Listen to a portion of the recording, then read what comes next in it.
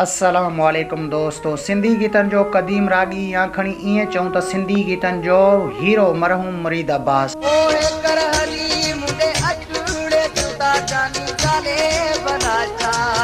मरहूम मुरीद अब्बास केर ऐं किथां जो हो? मरहूम मुरीद अब्बास के एतिरी शोहरत छो ऐं कीअं मिली?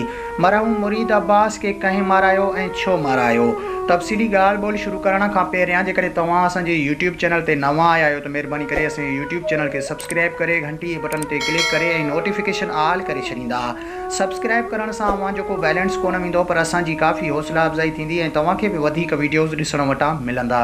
हलूं था पंहिंजे मेन टॉपिक तरफ़ त पुराणे वक़्त जो मशहूर रागी मरहूम मुरीद अब्बास।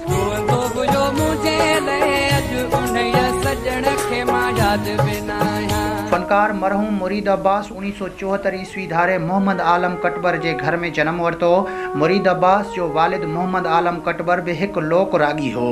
रागी मुरीद अब्बास जो असल नालो मुरीद अब्बास कटबर हो ऐं केस्ट कंपनियुनि तरफ़ां ज़बरदस्त आवाज़ ॿुधी एज़ाज़ तौर मुरीद अब्बास रखियो वियो। मुरीद अब्बास जो पहिरियों एल्बम 1994 ईस्वी धारे रिलीज़ थियो।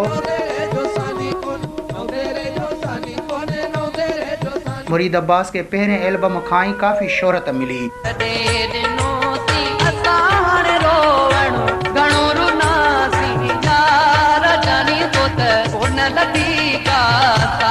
मुरीद अब्बास जो उस्ताद गुलाम शबीर समो ऐं वाजिद भुट्टो आहे। मुरीद अब्बास 5 सालनि जे थोरे ई अरसे में नवा एल्बम कया। मुरीद अब्बास के सिंध जे झरझंग में काफ़ी शोहरत मिली।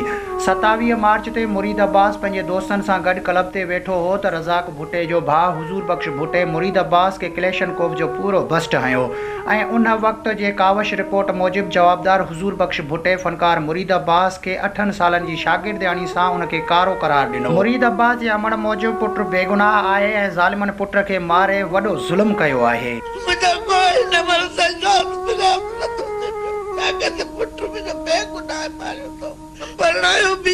मुरीद अब्बास रते देरे जो रवासी हो ऐं उनखे मारींदड़ बि रते देरे जा पीपी जे आला क़यादत जा माण्हू हुआ। चवंदा आहिनि त फनकार खे कॾहिं बि मौत नाहे ईंदो, चाहे उनखे गोली सां मारियो वञे या बम सां, उहे हमेशह परस्तारनि जे दिलनि में ज़िंदा रहंदा आहिनि। मुरीद अब्बास के अॼु ॾींहं ताईं सिंध में शौक़ सां ॿुधो वेंदो आहे।